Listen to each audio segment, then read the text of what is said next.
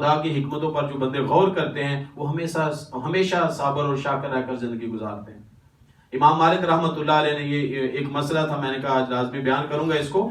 یہ حدیث پاک ہے کہ کچھ لوگ ہوتے ہیں جب ہم نماز پڑھتے ہیں تو امام سے پہلے جو ہے وہ رکوع کے اندر چلے جاتے ہیں یا امام سے پہلے سجدے میں چلے جاتے ہیں۔ تو ایسے لوگوں کی نماز کیسی رہتی ہے؟ ایسی لوگوں کی نماز کا کیا حکم ہے؟ وہ جو امام سے پہلے رکوع میں چلے جاتے ہیں، عام طور پر یعنی جب ہم سجدے میں جاتے ہیں تو یہ چیز سب سے زیادہ آتی ہے، سمع اللہ لمن حمیدہ ربنا لک الحمد کہہ کے فوراً سجدے میں جانے کی کوشش کرتے ہیں، امام کی طرف سے اللہ اکبر کا انتظار نہیں کرتے۔ تو اس سے ہمارے بہت سارے لوگوں کی نمازیں جو ہیں وہ ضائع ہو جاتی ہیں، باطل ہو جاتی ہیں۔ حدیث پاک میں سیدنا ابو ہریرہ رضی اللہ تعالی عنہ ارشاد فرماتے ہیں، یہ کتاب الصلاۃ ہے موطا امام مالک کے اندر، اور اس کا باب ہے، چیپٹر ہے ما یفعل من رفع رأسہ قبل الامام، کہ اس شخص کی نماز کا کیا حکم ہے کہ جو شخص امام سے پہلے رکوع یا سجدے میں سر اٹھا لے۔ تو فرمایا انہ قال الذی یرفع رأسہ وَيَحْفِظُهُ قَبْلَ الْإِمَامِ فَإِنَّمَا نَاصِيَتُهُ بِيَدِ شیطان، فرمایا کہ جو شخص امام سے پہلے سر اٹھاتا ہے یا جھکاتا ہے تو اس کا ماتھا شیطان کے ہاتھ میں چلا جاتا ہے، اس کی پیشانی شیطان کے ہاتھ میں چلی جاتی ہے۔ یعنی آپ اندازہ کریں کہ شیطان پھر اس کو اپنی لپیٹ میں لے لیتا ہے۔ یہ تھوڑی سی چھوٹی سی ہماری طرف سے جو ہے وہ جان بوجھ کے تو کوئی بھی نہیں نہ کرتا، تو بے احتیاطی ہو جاتی ہے۔ تو اس لیے نماز کے اندر جو ہے جب ہم انسان کھڑا ہو تو پھر ہر اعتبار سے جو ہے وہ احتیاط کرنی چاہیے۔ اس طرح ایک اور حدیث پاک ہے کہ یہ بھی ایک چیپٹر ہے، ما یفعل من سلم من رکعتین صاحبا، جس نے 2 رکعتیں پڑھ کر بھولے سے سلام پھیر دیا، یعنی 4 پڑھنی تھی یا 3 پڑھنی تھی تو اس نے 2 کے بعد سلام پھیر دیا، تو اس کے لیے کیا حکم ہے؟ ذوالیدین ایک صحابی ہیں، یہ ان کا لقب ہے، ٹھیک ہے، نبی ان کو ویسے ان کا نام خرباق ہے بن عامر سلمہ، خرباق ان کا نام ہے، ذوالیدین ان کا لقب تھا۔ یدن عربی زبان میں ہاتھ کو کہتے ہیں، یدن، یدین دونوں ہاتھ، ذوالیدین ان کا لقب اس لیے ہے، علماء نے لکھا ہے کہ یہ وہ تھے کہ جو دونوں ہاتھوں سے کام کرتے تھے اور پھر جب سخاوت کی بات آتی تو دونوں ہاتھوں سے تقسیم کرتے تھے۔ تو نبی کریم علیہ الصلوۃ والسلام نے ان کو 2 ہاتھوں والا کہا، ذوالیدین، یعنی 2 ہاتھ جن کے لمبے، یعنی لمبے ہاتھوں والا۔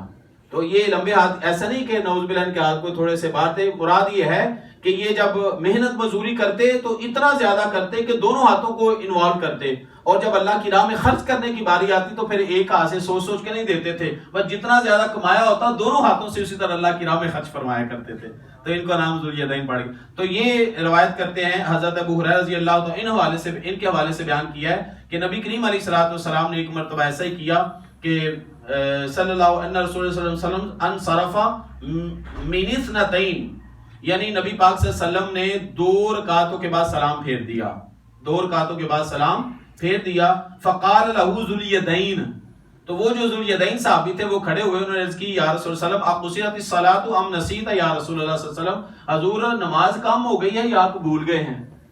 نماز کم ہو گئی ہے یا آپ بھول گئے ہیں؟ یعنی انہوں نے یہ نہیں کہا کہ فوراً حضور پہلے تو ہم 3 یا 4 پڑھا کرتے تھے، 2 پڑھ لیا دوبارہ پڑھی، نہیں، پہلا سوال ان کا دیکھیں ادب کے اوپر مبنی تھا، محبت کے اوپر مبنی تھا۔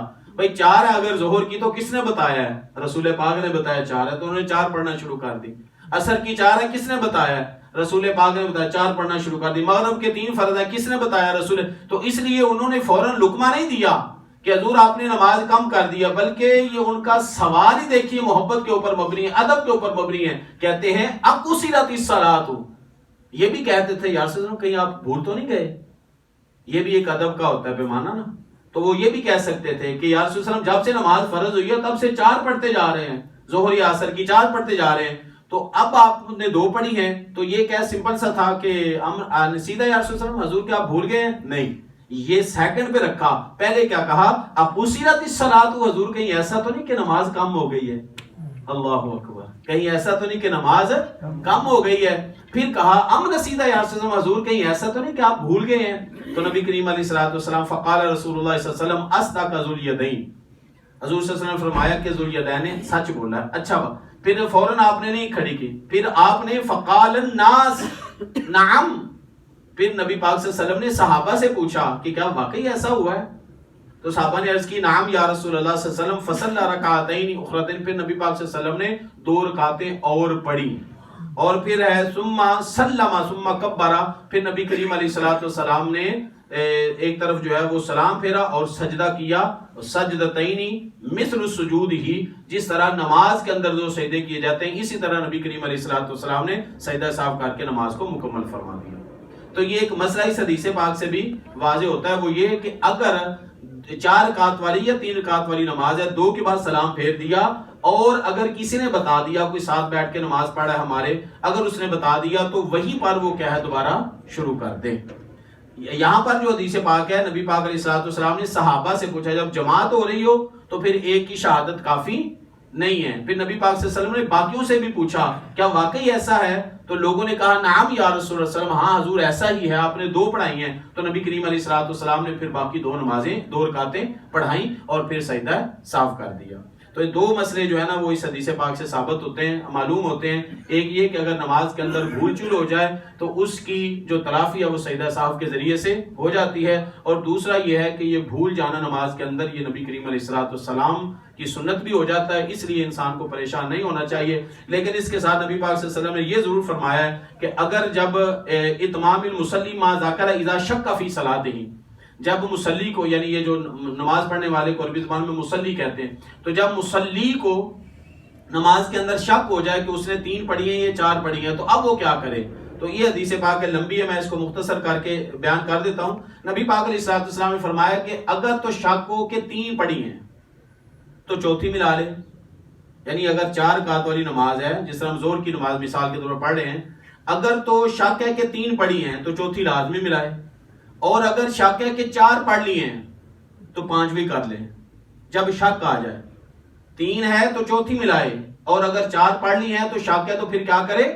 5ویں پڑھ لے۔ یا رسول اللہ علیہ وسلم یہ کیوں؟ فرمایا اگر 3 ہوگی، شک آ گیا، جب چوتھی پڑھ لے گا تو نماز مکمل ہو جائے گی، ٹھیک ہے۔ لیکن اگر 4 ہوں گی اور شک کے اندر 5ویں پڑھ جائے گی تو نبی پاک صلی اللہ علیہ وسلم نے فرمایا کہ فَالسَّجْدَتَانِ تَرْغِیمُ لِلشَّیطان، تو وہ جو آخری رکعت کے اندر جو زائد 2 سجدے کیے ہوں گے وہ شیطان کو ذلیل کر دیں گے۔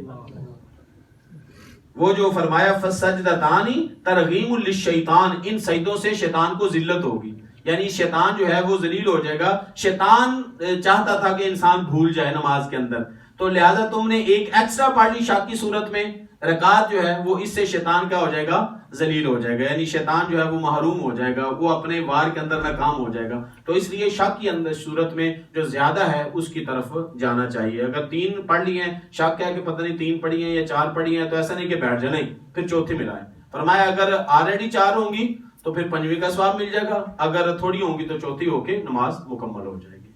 تو یہ جی